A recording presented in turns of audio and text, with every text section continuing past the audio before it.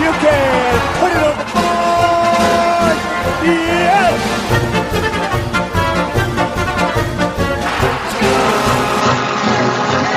Welcome to the Sports Circus. I'm your ringmaster, Sal, live from Las Vegas in the AMP TV mobile studio. That's AAMP.TV. Today's show is brought to you by Legal Shield, providing legal protection and peace of mind. Legal Shield can help with traffic tickets, texting and driving, DUIs, court appearances, estate planning, even contracts given to people they don't understand, plus a whole lot more. For more information, contact Legal Shield at 213-245-1305. That's 213-245-1305. Again, 213-245-1305. Or check them out online for more information at nocourt.us. That's www.nocourt.us.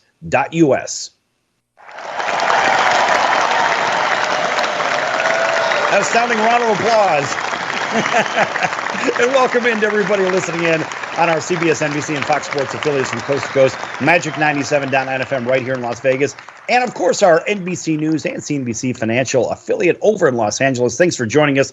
KCAA and everywhere else. Comcast, Cox Spectrum, Frontier, WOW Cable, as well as hotel television in every metered market in America by Nielsen. We're here with a very special guest right from the very top. We're going to let him introduce himself. Hey, everybody. My name's Rob Mount. Played drums with Lou Gramm, the legendary singer of Foreigner, for a few years. I've been a camp counselor at the Rock and Roll Fantasy Camp, and also played drums with the all-star band Scrap Metal from time to time. So, all right, that's good stuff. All right, so the Rock and Roll Fantasy Camp. We couldn't get to that one for sure, because look, those are kind of cool. There's a lot of people, I can tell you as a former athlete, there's a lot of people that want to play sports, and there's a lot of people that want to play music. This is great stuff, and we don't know how to do it. We don't know how to drum, but you're one of those self-taught guys, aren't you? Well, on the drum set, yeah, definitely. Yeah. I started when I was I'm schooled in percussion and reading music for snare drum, orchestra stuff. I went to college for music education. I went to the Eastman School of Music when I was in my teens to study, percussion, marimba, and percussion ensembles and all that stuff. But as far as rock and roll and drums and all that, basically I taught myself listening to all those Led Zeppelin and Kiss and Rush records and all that good stuff. Right. Yeah, but did you, when you were listening to the Kiss, were you putting your tongue out in the air and doing the, whatever? I did dress up as Ace Frehley once for Halloween, so I did that. I remember I always wanted to be Peter Criss, though, so why I did Ace for Halloween, I don't know, but I remember getting a letter that my dad wrote telling me about, he signed it as Peter Criss, and it was some sort of birthday present I got or Christmas present, and he signed it from Peter Criss from Kiss as far as some equipment I wanted or whatever. So I don't know. It's just a big thing for many years. Big Kiss freak. Yeah, I like that. That's good stuff. You can give him a round of applause, right? Oh. I mean, look, usually it's Santa Claus, but no, this time Peter happened to join the party. Okay, so look, there's the usual conversation, the usual timeline. Take us through this. We're not going to do that. I don't want to do that. I see a bunch of CDs above, right behind you. Tell me about the CDs. I want to know what's up there. Well, this particular wall happens to be my my music collection for DVDs. So I don't know if you can. Oh, wow. Kind of get a little glance there. My CD collection's probably about 4 or 5 times bigger than that. And those are in storage bins right now. So, I always been a big collector of music. I got a minimal vinyl collection that I started when I got my first Kiss records and hopped on CDs when they started coming out. And I probably got a few thousand of those. And then concert videos, big time into concert videos and music documentaries and stuff. So those are great. I like that stuff. Because look, hey, when all else fails, you have an entire library behind you, but the stuff that you like. So we think of, yes, the influences, etc. I mean, of course, and I noticed, of course, Neil Peart was one of those, right. Rest his soul. I mean, look, in my opinion, probably the best drummer I've ever seen, ever. Oh, phenomenal. The kit is like, did it ever stop? I mean, how many pieces was that, for Christ's sakes? I know, right? I mean, the good news about, not in his case because he was so precise, but having a nice big kit with all those cymbals and drums is no matter where you swing, you're going to hit something. So you're never going right. to miss. Okay, so what about those guys that only have maybe 4 or 5 pieces? I mean, how often do they actually miss? Well, the first thing about, and you'll appreciate this because you're you played baseball, so you'll know. I mean, with drumming, it's a lot about muscle memory, right? So no matter how many pieces you got, whether it's a small kit, let's say like a Charlie Watts or a John Bonham, a pretty minimal set, or a big set like Neil Peart's or whatever, or Simon Phillips, your muscles get used to going, where they got to go. And so you should be able to play with your eyes closed, really, and hit things pretty consistently, because it's all about muscle memory. So I love that. You hit things pretty consistently, right? That's one of those things. Well, you're hoping you're going to hit something, right? It's kind of like this ridiculous light show. So we're in the glass bubble here for AMP TV. So for everybody that's watching on television, you can see we're down at the Fremont Street Experience in Las Vegas, in downtown Las Vegas, right? And that's a round of applause for the Fremont Street Experience. Thank God it's a soundproof booth. But nonetheless, sometimes somebody will walk by with a dog or something, and the dog will start scratching, and all kinds of mayhem breaks out. And you never know. If enough people go into the side of it, they would knock us over. And yes, they would be hitting things from muscle memory too, if you know what I mean. There you go. Right. So, but I like the idea that you're going to hit something. And then I think about as a professional, because you practice like you play, right? It doesn't matter whether it's sports, whether it's music, whatever it is, even public speaking. It's the idea you practice like you play. That's how you're supposed to play. So when it comes to a tour, right, and you know what your lineup is, how many times, just for the audience out there, how many times do you actually practice one particular song before you are on stage for the very first time with that, for example, with Lou Gramm? Well, joining Lou Gramm's band, of course, I had to learn the set, which most of it I knew. I had played with him before as a sub years before, so I knew the set. And I was in a Foreigner tribute band with his nephew even before that. So I knew Lou Gramm's music well in advance. There's a couple songs I actually had to learn that I never played. But then once you're on stage and you're going out every weekend and every other weekend, you don't really have to practice as much once you get in that, you get in that flow. Now, when there'd be an off time for a couple months during the winter, then it's your duty to practice and keep up. And you know what I mean? You don't want to go to heck by the time you get back going in a couple months. You know what I mean? So it's your duty to practice and keep up at that point. So that's when I would sit down and really practice in the off season, so to speak. So it's your duty to practice, but let's go with the songs that you didn't know. How many times and how frequently before you went on the first time, what was it like? Because let's face it, there's prep time. You got to learn the playbook, right? Yeah. What does that look like? Well, for me, first what I do when I'm learning music, I'll listen to it over and over and over and over and over again. Like I'll put it on repeat a million times. I'll go to sleep with it and just ingrain it in my brain so it's in my subconscious, And again, with Foreigner, most of the time you've heard these songs for 45 years anyways, so it's not like something new I never heard.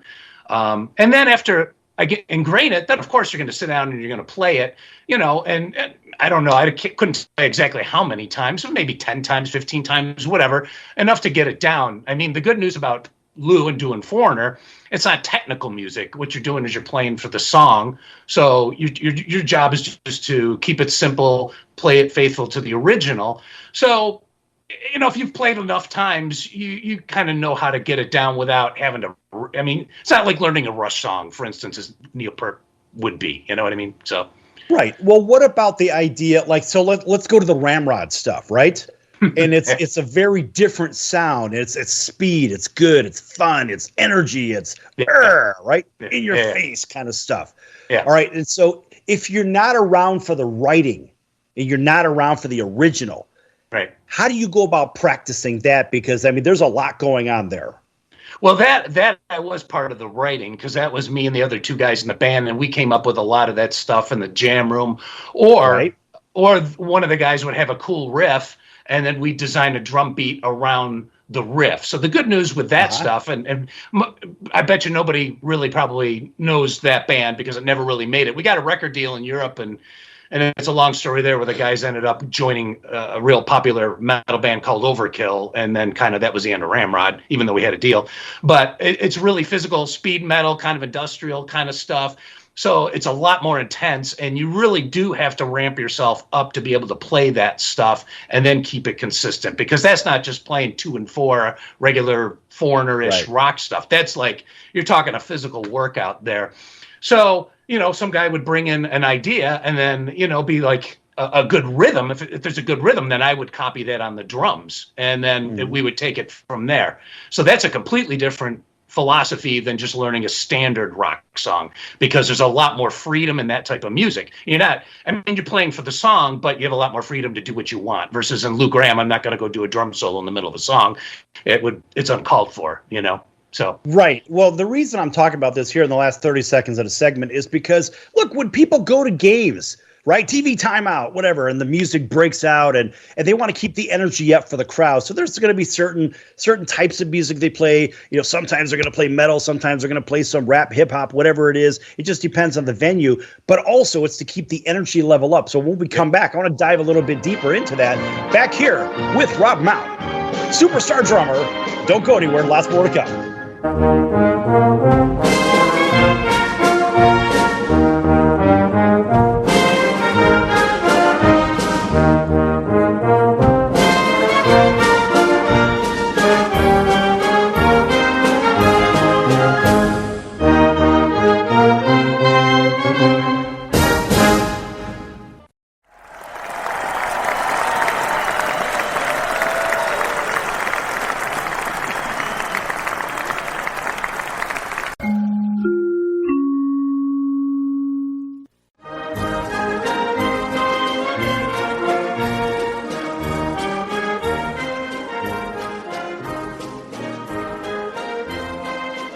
Welcome back to the Sports Circus. I'm Roy Firestone. Now it's time to throw it back to Sal. My favorite one had to do with the Green Bay Packers. And I love the fact that they dealt off Ty Montgomery because of a blown assignment. Green Bay isn't Green Bay unless they have a good running game. Then they can win 10 Super Bowls. The fact is, you don't have a running game. You've got 70% passing, and that's not where Aaron Rodgers needs to be. He needs to be in a position where he's got a running game to offset the passing game and so forth. I like the move. Green Bay didn't have a running game anyway, so all they're doing is saying, we're going to get rid of you because you don't follow instructions. Well, he made one of the most boneheaded plays I've ever seen. There's 2 minutes and 5 seconds on the clock. They traded him on Tuesday. They should have cut him on Sunday night. He shouldn't have been on the plane back to Green Bay. Right, they should have made him walk back to Green Bay. No, it was a terrible play. Now, he's not a stupid guy. He went to Stanford. He's not a dumb guy. He's not a dumb guy, but he doesn't follow instructions. He made a terrible play. The fact is he didn't follow instructions. And you say he's not a dumb guy. His own agenda he put ahead of his team. I agree. Thus, he is a dumb guy. Right or wrong? Wrong. He just got selfish. You're not going to convince me that a guy from Stanford's a dum-dum. No!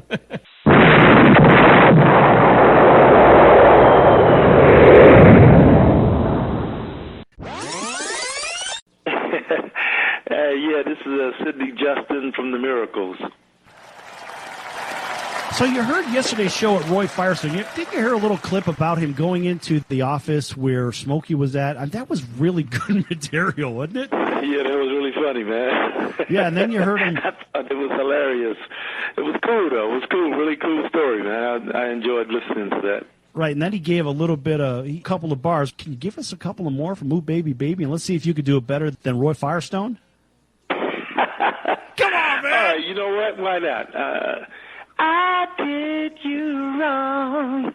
My heart went out to play, but in the game I lost you. What a price to pay. Hey, I'm crying. Ooh, baby, baby. How's that, man? That's Is that incredible, okay? Is that good enough? That's incredible. That's fantastic. You know why? Because that's what you do. You're in the incredible business, Sid. That's awesome. Yes! Only on the Sports Circus. You're going to get sports? You get music?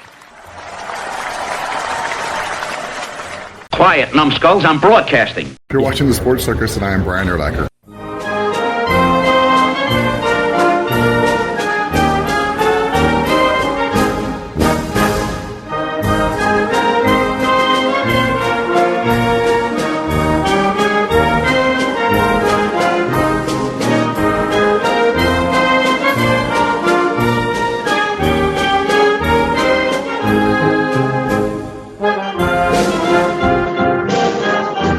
Welcome back to the Sports Circus. I'm your ringmaster Sal, live from Las Vegas, downtown Las Vegas, in front of the Fremont Street Experience in the AMP TV mobile studio. That's AAMP.TV. Make sure you check it out, follow, and subscribe to AMP TV. This segment brought to you in part by Cali Vegas, helping people create and host their very own radio, TV, or multimedia talk shows. Cali Vegas get out with everything they need to get out of sitting in hours of traffic, commuting back and forth to the same old boring job, and host their very own talk show in their very own home studio. For more information, contact Kelly Vegas at 949-445-1119. That's 949-445-1119. Again, 949-445-1119. Or visit online for more information at kellyvegas.com. That's www.calivegas.com.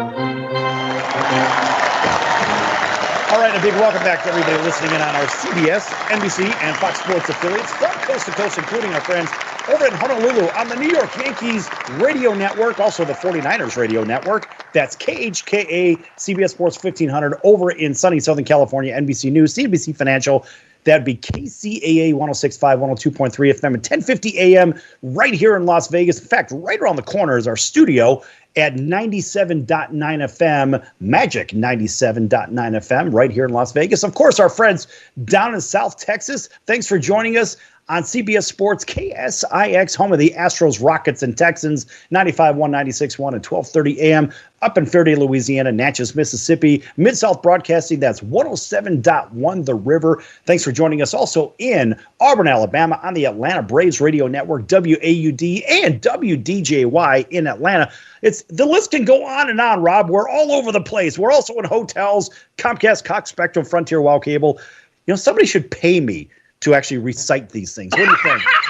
I don't know. Anyway, we're here with rock star Rob Mount, drummer, superstar drummer, fantasy camp drummer. Oh, by the way, drum for Lou Gramm as well. You may know him from Foreigner, the legendary voice of Foreigner. Rob, thanks for coming back with us here on the circus. Thanks for having me on. Having a great time. Yes, sir. Okay, so stadium music. I left off there about TV timeouts and maybe there's a timeout on the field or something like that, and the energy needs to stay up.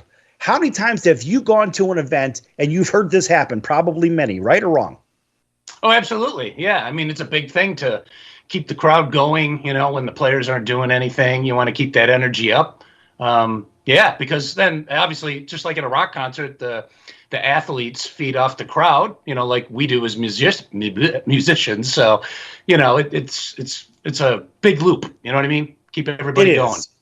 Yep. Right. And a lot of times what it will do is it'll get people so fired up to go out and go back up to concession and go buy some more food, some more drink, whatever, go get their drink out, start throwing them back even faster, right? Because it helps the revenue stream for everybody. But think about your experience at games. Let's just say whether it's football or baseball or basketball, what's your choice of game to go to if you went to a particular game? Maybe hockey.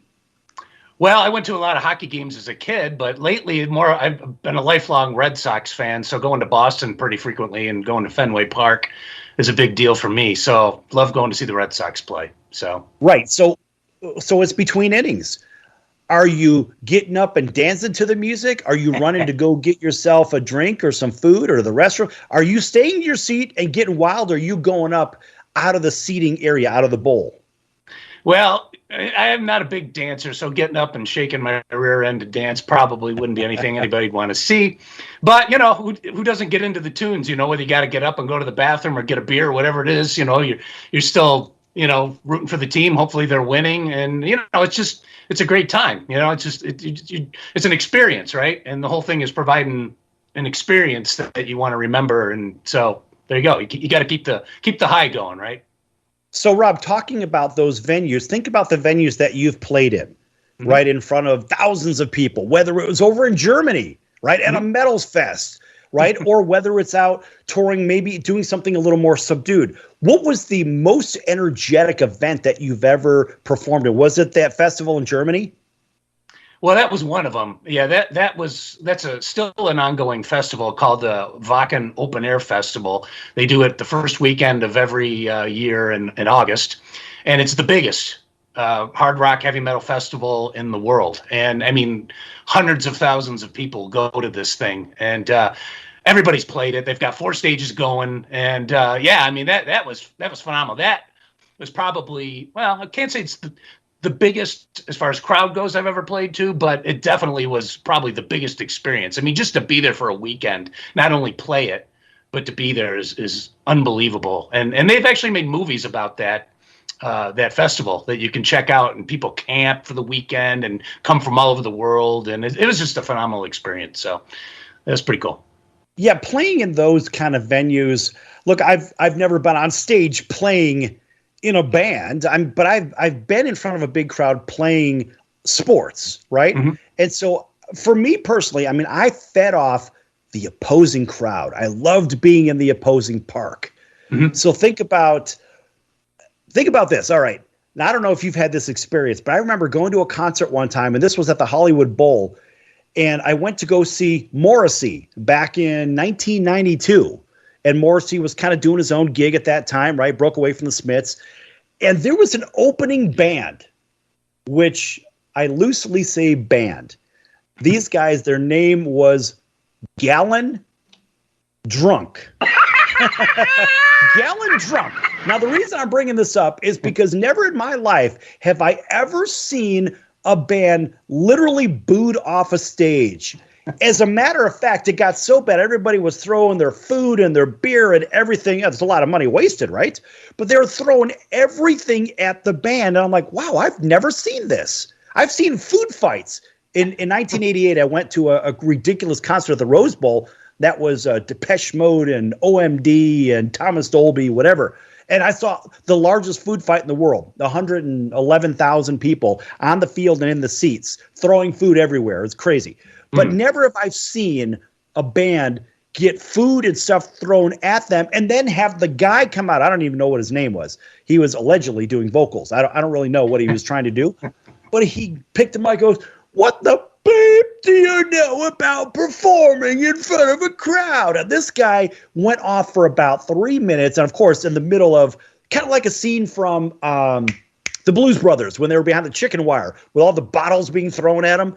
But so this guy was standing up there and literally getting barraged with nachos and hot dogs and you name it. And it was to the point where I've never seen such a debacle carry on for so long. So the entertainment value of the debacle was really it. It wasn't the music that they attempted to play. Have you ever seen anything so bad where you're like, wow, this is a terrible movie, but I have to watch?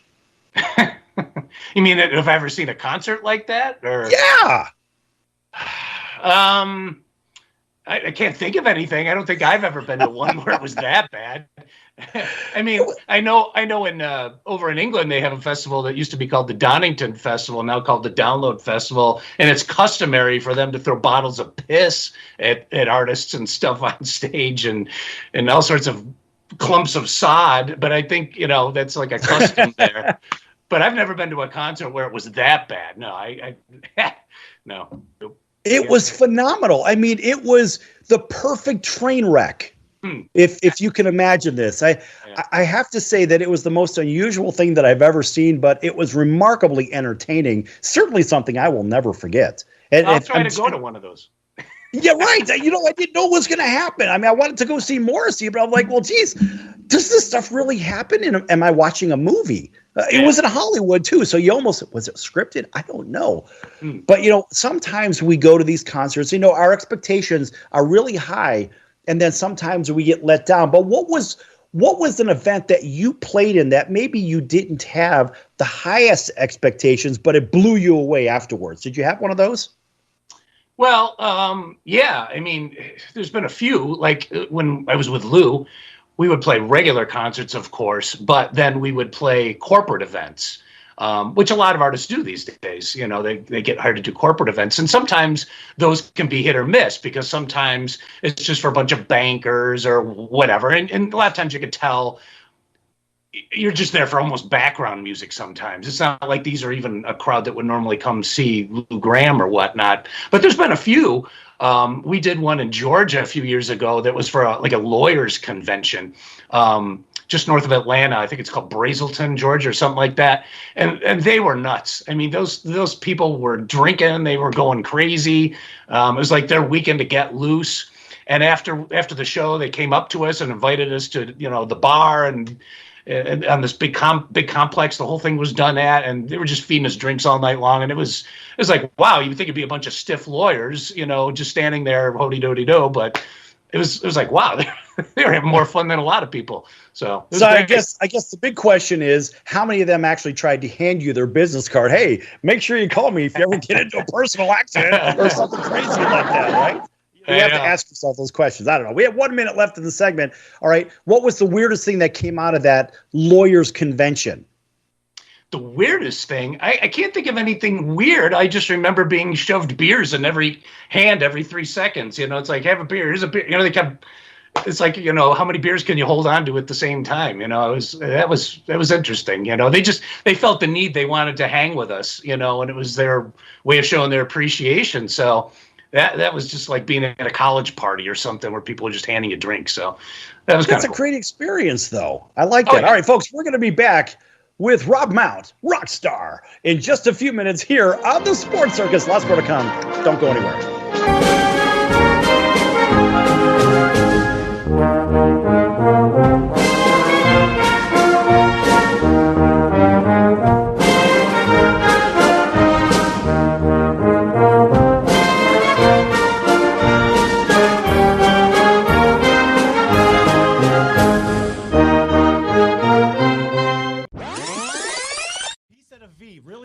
Where's the punch sound? 400 punches. Here's the punch sound.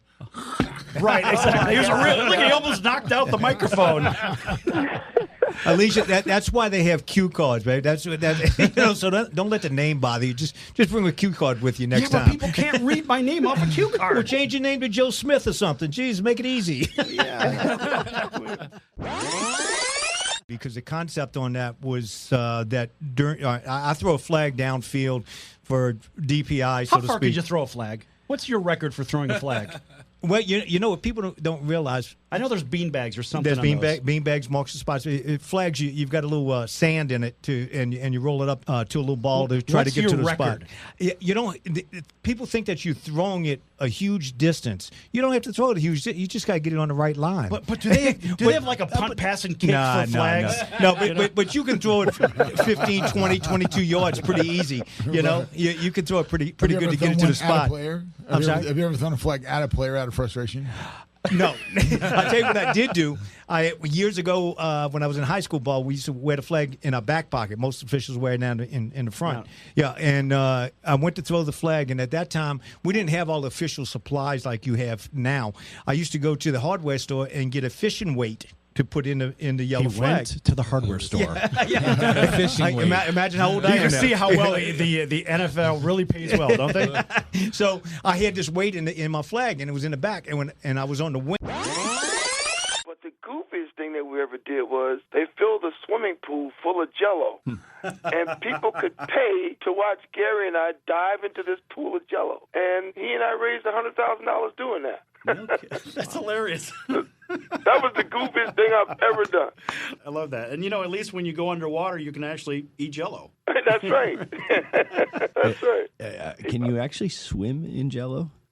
You actually could, because it's so soft in texture that you actually could. That's ridiculous. That's funny. Jesus. Probably the craziest Bill Parcells moment was one day we were getting our butts kicked. We were playing, I forget who we were playing. I forget. I think might have been Philadelphia. We came in at halftime, and the room was quiet. The room was stoked quiet. Guys were mad. What's going on? And Parcells comes in the locker room, and he has a garbage can full of garbage. And he takes the garbage can and he dumps it in the middle of the meeting at halftime. And the guys look at each other, and we go, what the hell was that about? The next thing you know, because that's what you guys are playing like. And I might as well leave you right there with it. But that was a quietly kept Parcellsism. Please visit www.thesportscircus.com for a complete list of featured guests and previous episodes. Hey, this is Tommy John, and you're listening to the Sports Circus.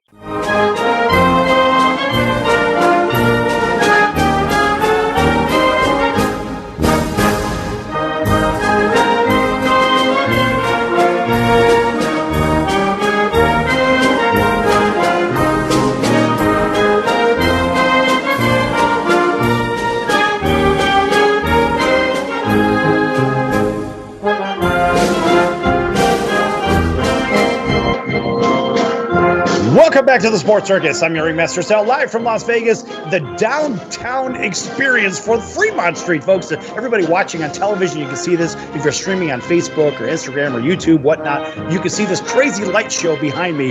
But guess what? Everybody on the radio, we're just telling you where we're at. Welcome back to everybody listening in on our CBS, NBC, and Fox Sports affiliates from coast to coast. Of course, also Comcast, Cox Spectrum, Frontier, Wow Cable, right around the corner from our Las Vegas affiliate. That's Magic 97.9 FM. We're about 2 blocks away from there. All right, and we are here. Never mind the sponsor for this segment. No, it's actually brought to you by Rob Mount today. Rob's going to tell everybody about him in case you're just tuning in. Real quick, take 30 seconds and refresh everybody. Okay, well, my name's Rob Mount, and played drums for many years with Lou Gramm, the singer of Foreigner. Done the Rock and Roll Fantasy Camp as a counselor, played with the all-star band Scrap Metal, and also played for a little while with Metal Blade artist Liege Lord way back many years ago. So it's the short version. The short version. You know what? There's some good music on your website, too. That's robmount.com. I was listening to it just yesterday, and there's a nice variety over there. And so in case you don't know some of the music that Rob's played on, guess what? Go familiarize yourself. This guy's a super talent. He's just somehow he's hiding out over where he's at, I think in New York right now, saying, who's going to find me? Oh, that's right. My next big gig is going to be here. Well, guess what? We're actually putting something together, Rob, that we're going to try to include you in on. It's going to be in March. So it's coming up without timestamping the show. We want to be able to play this over and over, right? So people are blue in the face with it. But we've got something coming up. We're going to try to include you in on it. And I think you're going to be pleased with what's coming up. And I say a round of applause there for the Sports Circus and its event from AMP TV. All right, so you also play guitar. A lot of people don't know that about you. Yeah, I picked that up when I was in my early teens, and I had a friend who had a guitar, and I used to borrow his for a while, and then eventually I got my own when I was probably 13 or so, and I started playing guitar for a little while, probably a little more, and I played drums. I really sat down in the basement with my Randy Rhoads, Ozzy music, and I loved playing Triumph and Journey and all the stuff at the back then, that was popular at that time. And so I would just sit down and learn all those songs by ear, and then I'd also get, my guitar teacher. I actually took lessons from a couple different teachers, and either learning theory or learning songs through them as well. And did that for many, many years. And actually, speaking of the Ramrod music that you mentioned earlier, the real heavy stuff that you can hear on my website, I wrote some of the songs on with the other guys on that too. So, not a great guitar player by any stretch of the imagination, and I don't play as much as I used to. But yeah, I love playing guitar. Fun That's stuff. Good stuff. I mean, look, a lot of people don't realize that a lot of top-level musicians can play multiple instruments. I mean, whether it's drums, whether it's guitar, a lot of guys will play bass and they'll pick up this. Hey, it only has 4 strings versus, 6 or 12. So it's got to be a little bit easier, right? But we go back to the beginning. Somebody once asked me, one of my friends was a former bass player for Crosby, Stills and Nash way back in the day. In fact, he was on the stage at Woodstock. Right, and he was, I think he was about 13 years old. In fact, on the old Deja Vu album, they painted a mustache. They drew in a mustache on him on that particular album. And there, everybody's wearing cowboy outfits. I remember he took me to the radio or to the record store one time. He's like, "You don't know who I am." I'm like, I don't care who you are, if you know what I mean, right? So I gave him one of those. But I got to tell you, I met him. It was a chance meeting, whatever. And then somehow I remember we ended up at like one of those big stores like Costco or something, right? And so there was a guitar, like the entry-level guitars, right? You think about when we were kids, the kind of stuff we would go out and buy because that's really kind of what we could afford, right? And he picked it up and started playing. He goes, "Watch this." He walked over, picked up, and there was like 50 people around him. He's playing an entry-level guitar, and it was like a mini concert. But sometimes you don't know. I mean, I knew who he was and I knew what he could do. But when you see it in person, you're like, wow, that dude could play this too? And he had contacted me about putting some new music out. And I said, I'll tell you what, I want to hear the drums and bass. Tell everybody why the drums and bass are so important when it comes to putting new music out. Well, that's the foundation of any music, at least rock, and almost every type of music. If you don't have a good rhythm section, it doesn't matter how good the singer is or anybody else. If that rhythm's not there, the time isn't there, that bass isn't locking in with the kick drum of the drummer, and that foundation's not there, then it's a mess. So and everybody kind of listens to us as the rhythm section. So the guitar player, Eddie Van Halen, he listened to his brother playing drums. That's who he listened to. If the drummer wasn't there, Eddie wouldn't have been the same rhythmic guitar player that he ended up being. So you really have to have that rock back there, the drummer, the bass player locked in, and then everybody else can ride off of that. So did you ever pick a bass up and try to do the other side of it? No, I never tried to play bass. Not that I've never picked up a bass, but I've never pursued or really tried to play it. But I respect guys that could do that because the strings are so big and everything's a lot bigger, even though there's less of them. The strings are heavier, so it's I admire guys that can supersized guitar. Yeah. Right. I mean, and the largest one I've ever seen was I went to go see Michael Schenker locally here. And his bass player, he had this bass that was like the size of 2 guitars. It was unbelievably large. It's like, do you really need that? He was kind of a small guy. Maybe it was like, the little people driving big trucks. I'm not really sure what that means, but yeah, it could have been something like that. The small person complex. But boy, the sound it came out was incredible. Sure. Well, you got guys like Billy Sheehan, who's from my area here in upstate New York, who can really play and make it sound like a guitar. And, it all started with guys like Paul McCartney, who really, played melodic lines and didn't just sit back there and thump on the root note. They actually made it part of the melody, and so bass playing is very important. A lot of those guys don't get their due. So, well, I think we saw that with Geddy Lee a little bit too, didn't we? Oh, absolutely. Oh, yeah. Talk about a guy who could sing and play bass and keyboards and all that stuff. He's in another world. He could multitask like crazy, Very awesome. All right. So tell me a little bit more about robmount.com. What can people expect to see there? What is coming in the future at robmount.com? Well, I got the music that I've done, the last 30 plus years of recordings are on there. From kind of like a Bon Jovi-ish type of commercial hair metal rock stuff to the Ramrod really heavy metal stuff that we were talking about earlier. And then there's 2 times that I actually recorded for Lou. Twice we recorded the Foreigner, like the best of Foreigner stuff, and made these compilations for promotional purposes to be played, on the radio stations announcing concerts because Lou couldn't use the original licensing for the original music. So back in like 2004, before I was in the band, I was doing things like that for Lou. We did like the first group of that. And then back in 2016, when I joined for real, we re-recorded more as well. So all that kind of music's on there, a bunch of photos, from way back that, you would look through prior to our coming on air here. A lot of good photos that a bunch of professional guys took of me. There's links to my social media. So my Facebook, Instagram, YouTube stuff is on there as well. So and I try to keep people up to date when I got a gig or some sort of event. I always put it up on there as well. So, try to keep it current. I have a question real quick. Now we've got a couple minutes left in the segment, and I have to ask this. So back in the early days when we'd watch the old, whether it was on American Bandstand or whatever, or Johnny Carson or Ed Sullivan, whatever, you'd see guys holding their drumsticks, one like this here, and then the other one down. But now we see guys holding them like this here. As I recall, people were taught to do it this here way. Everybody on TV could see this. Right. What is the difference between the way they're holding their drumsticks? Why is it that one is holding it almost like upright, not upright, but to the side, so to say, one's not? What's that all about? Well, you're referring to what's called traditional grip, which is when you would hold the stick, kind of like I'm holding this pen here.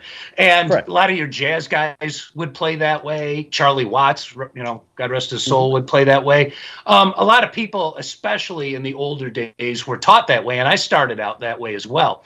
You get a lot more, at least speaking for myself, I get a lot more finesse playing traditional grip. So if I'm playing like a shuffle, let's say like Rosanna by Toto, I can, or 50 Ways to Leave Your Lover by, Steve Gadd, drummer from Rochester, New York. my hometown here. You get a lot more finesse by playing the stick or holding the stick that way. Match grip was when you're holding both sticks like this. I tend to play most of the time because it's a different attack on the drum. You can get more whack out of the drum, especially if you're hitting what's called a rim shot, where the middle of the stick's kind of hitting the rim and the tip is hitting the head. So it's a lot more powerful. You get a bigger, fatter sound doing it that way. So depends on what you're after. Some guys never learn the traditional grip, which is why you don't see most guys doing it. I don't think today it's really taught that much, but that's how I started. That's interesting stuff. All right, so Rob, we're coming up on the end of the segment. I want you to stick around for just a couple more minutes on the other side of the break so we could wrap it up, put a nice pretty bow on it, tell everybody how to follow you, et cetera, et cetera. Really good stuff. I've always wanted to know that about the grips on the sticks because I've seen it. I'm like, wait a minute. It was taught this way, but now everyone's doing it this way. All right, folks, we're going to be back here with Rockstar Rob Mount in just a few minutes. Don't go anywhere. Last more to come here on The Circus.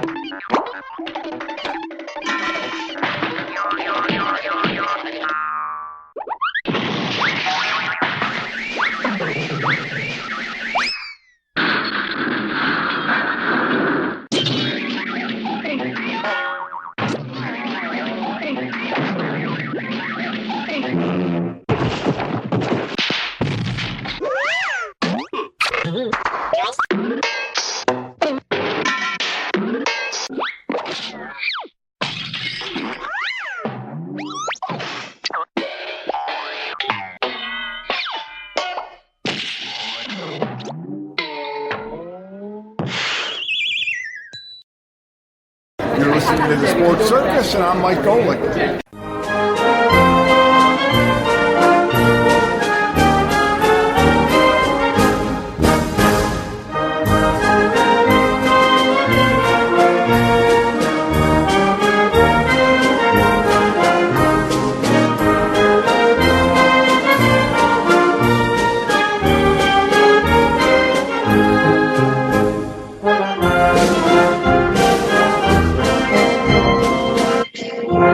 Welcome back to the Sports Circus. I'm your ringmaster Sal, live in Las Vegas at the AMP-TV mobile studio.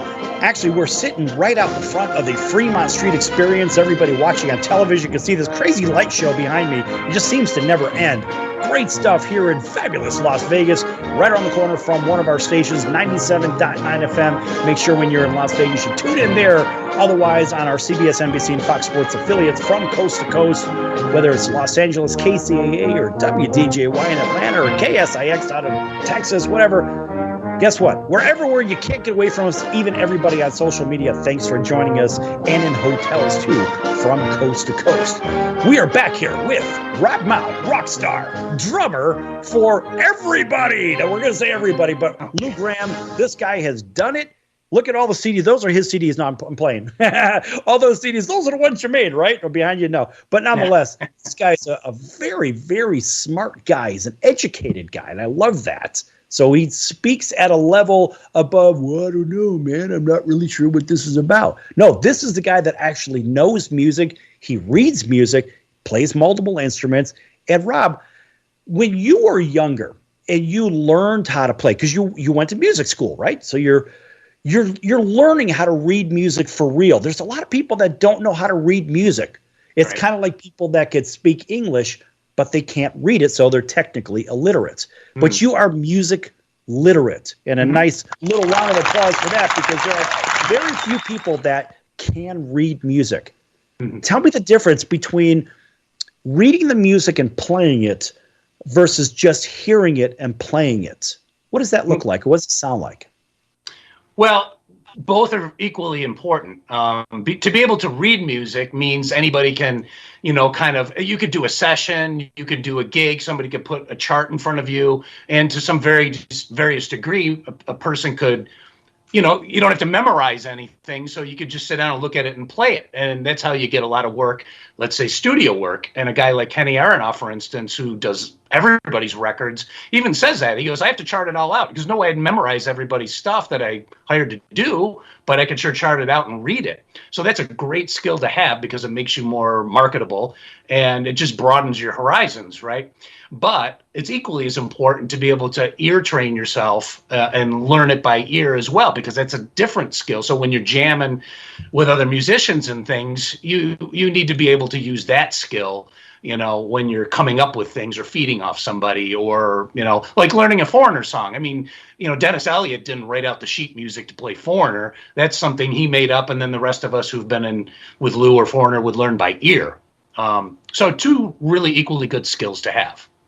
Yeah, I like the idea of being able to read music, because now you could step into any setting just about, as long as you could read it, what it is. Yes, you've got to hear it too, but the fact is you could read it and you know what that's supposed to sound like in your head, right? Yeah. So if you're playing a guitar, for example, you're reading whole notes, half notes, quarters, eighths, sixteenths. You know the length of each note, et cetera, et cetera. So you kind of know what to expect. And then it makes a little bit more sense if you also have heard it. So now you can actually visualize it. But the fact is, if you haven't the ability to read it and you're playing it for the first time, there's a big difference on the learning curve. Is there, or is there not? Well, yeah, you have an advantage if you can read it and if you've never heard it. So you can sit there, like you said, and go, okay, this is where this is going. This is what it's supposed to be. And at least you get a good general idea of where you're going with it. So you're in an advantage. Whereas if you had to sit there and learn it by ear, I mean, you're taking up valuable time that a lot of times you don't have, so you're just in an advantage. The more skills you have in anything, business, sports, music, whatever it is, the more broadened your palette is, the more employable you are, so, and the more adaptable you are. Well, so let's take this back to sports. It's a sports show. It is the sports circus. It's a circus, and we prove it every day. We don't really know where we're going with it. That's the cool part about it. So going back to playing in certain venues, whether it's maybe even before a sporting event, right? Or even playing the national anthem, and you've got the crowd around you. Have you been in that setting where you played either a halftime or before a game or after a game or something? And if so, what was that experience? If not, what do you think it would be like? Well, I did that many years ago. Before I was in Lou's band with a regional band I happened to be in, and here in Rochester we have lacrosse is pretty big in this area, and so the band I was in at the time did the pre-show for the Rochester Rattlers lacrosse team. And it was our job, to get the crowd riled up, do what you're talking about. It was pretty cool. You're standing, you're on stage at the end of a stadium, and people are getting into it and getting excited, and that in turn gets them excited for the event, of course. So yeah, it was pretty cool. It was a long time ago, but it was cool. It doesn't, whether it was yesterday, tomorrow, the fact is that you've been in that rodeo, and I can tell you from on the field, it's exciting for the players on the field, just in my own experience, having music pre-game, because it gets everybody pumped up. And whether it's a baseball game or football, it doesn't matter. The fact is the crowd is into it, but the players are into it. So you're driving the energy for the players too. And that's the cool thing about it. You know what I mean? Absolutely. It's like I said earlier, it's a big giant loop. Somebody creates the energy, whether it's the musicians like us or the athletes, and the crowd gets into it and everybody feeds off each other. And the next thing you know, you just got this cool vibe going. And that's why live events are so important. You know what I mean? It's not the same thing nearly as, watching a game on TV or a concert on TV versus being there. You don't get the energy. And, and it's like you kind of said earlier, you practice as you play live.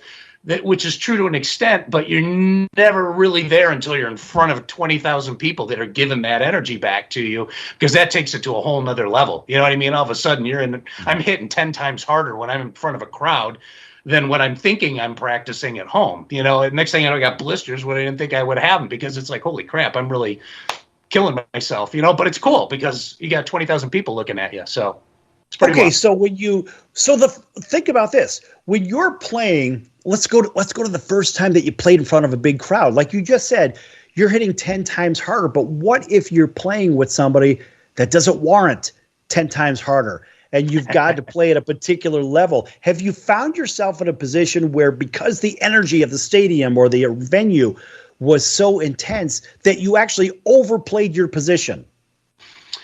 Well, no, it's never happened to me, because I'm pretty cognizant of what the gig is. When I was doing the Wacken Festival in Germany, of course, louder and faster the better. So, you're not going to go wrong there.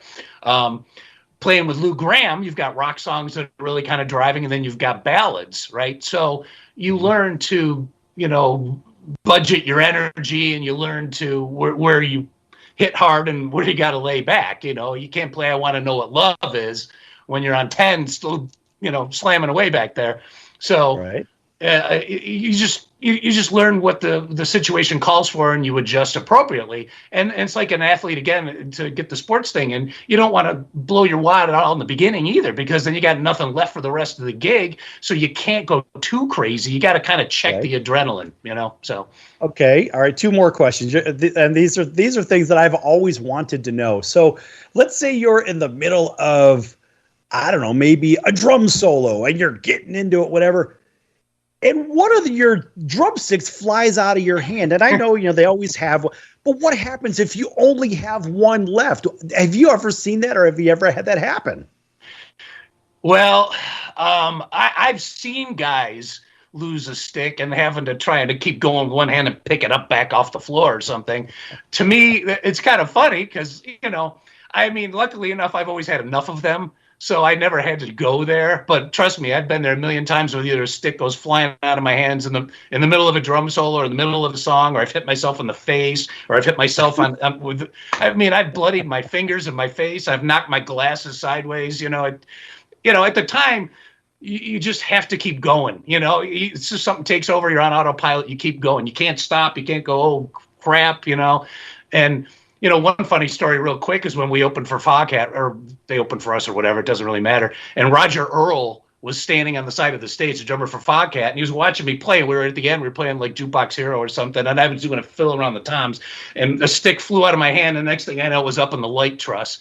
And I just looked at him, and we locked eyes, and he got this big, crap-eating grin on his face, because he's been there and done that. And we were just laughing, and I was like, well, that one's gone, and I picked up another one out of my stick bag, kept going, but that was hilarious. Just stuff like that.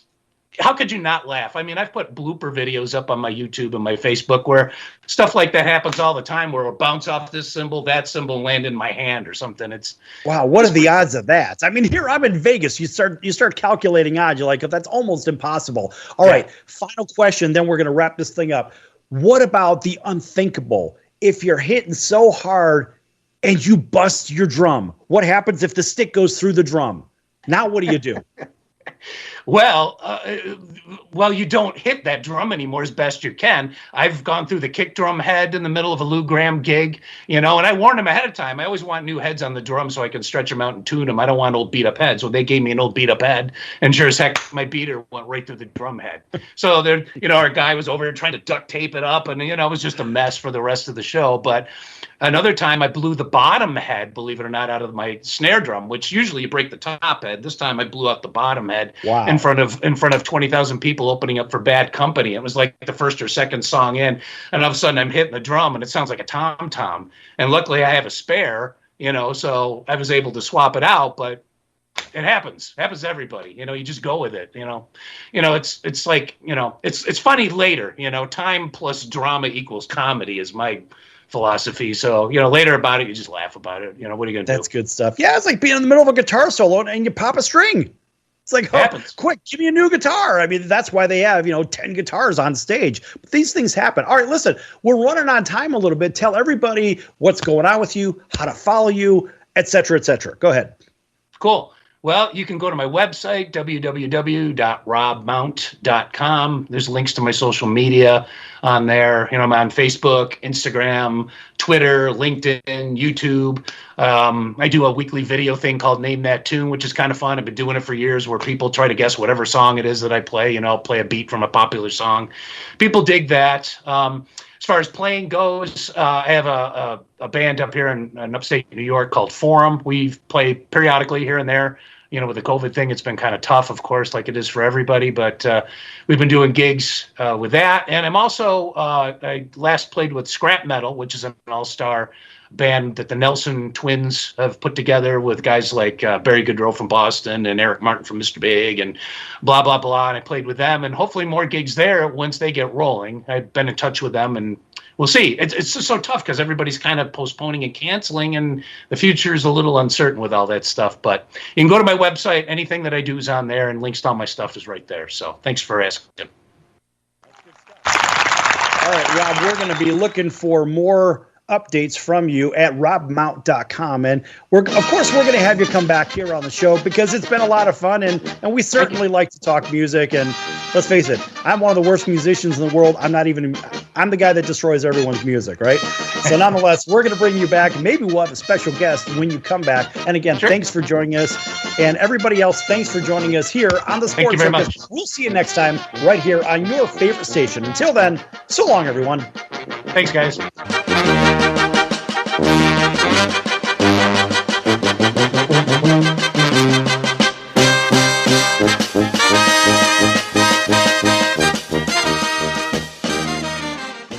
Attention business owners, you and your customers are listening to this commercial right now. Face it, every business needs customers, even yours. The Sports Circus is a primetime nationally syndicated program that's carried on ABC, NBC, CNBC, and Westwood One News affiliates, plus CBS, Fox, and NBC sports affiliates across North America, with coverage from Hawaii to New York. Also, the Sports Circus is available to the 180 million subscribers on iHeartRadio, and the Sports Circus gets about 4 million website visitors per month, which could click through your website and bring sales. The Sports Circus provides great content featuring celebrity guests from sports and entertainment to our audience every weekday, which your company could greatly benefit from by increasing your visibility, foot traffic, eyeballs to your website, and calls from potential customers. Call us right now at 702-799-9935. Again, 702-799-9935. Or email us at info@thesportscircus.com. That's info@thesportscircus.com. Drive your sales today by advertising with the Sports Circus.